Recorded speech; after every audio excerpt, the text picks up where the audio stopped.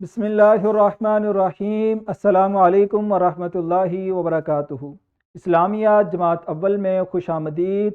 मैं आपका मुदर्रिस हाफिज़ मोहम्मद उमर सादिक। बच्चों, ये तसलसल का काम यकीनन आप कमरा जमात में मुकम्मल कर चुके हैं, तो सबक का हम आगाज़ करते हैं। सबक नंबर 3.2, जिसका उन्वान है हज़रत मोहम्मद सल्लल्लाहु अलैहि वसल्लम के अखलाक हसना। इस सबक में से हम दो हासिलात ताल्लुम आज के लेक्चर में पढ़ेंगे।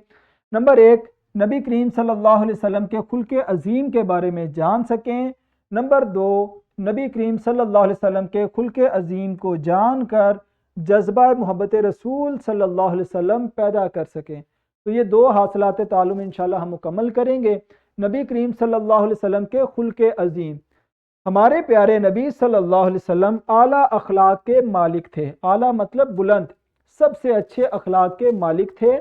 कुरान मजीद में नबी करीम सल्लल्लाहु अलैहि वसल्लम के अखलाक के मुतालिक ये बयान किया गया है। अल्लाह ताला ने फरमाया है, बिस्मिल्लाहिर्रहमानिर्रहीम, व इन्नका लअला खुलुकिन अज़ीम।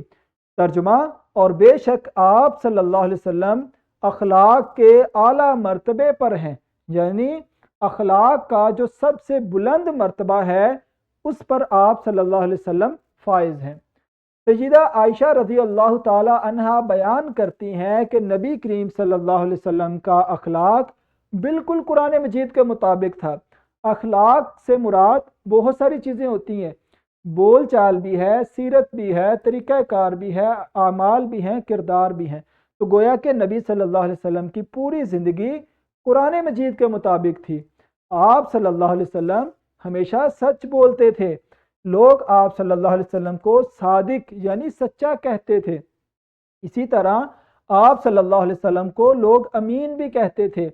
अमीन का मतलब होता है अमानतदार।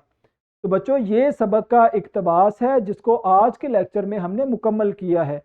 इसी इक्तबास की रोशनी में अब आपके लिए तदरीसी जांच है, जिसको आपने कमरा जमात में मुकम्मल करना यहाँ पर लाजिम है। इसके बाद निखार का काम है, जो कि किताब तमरीन व जायज़ा में मौजूद है। इसको आप घर में जाके मुकम्मल करेंगे। अपना ख्याल रखें। अल्लाह हाफिज़। अस्सलामु अलैकुम वरहमतुल्लाहि वबरकातुहू।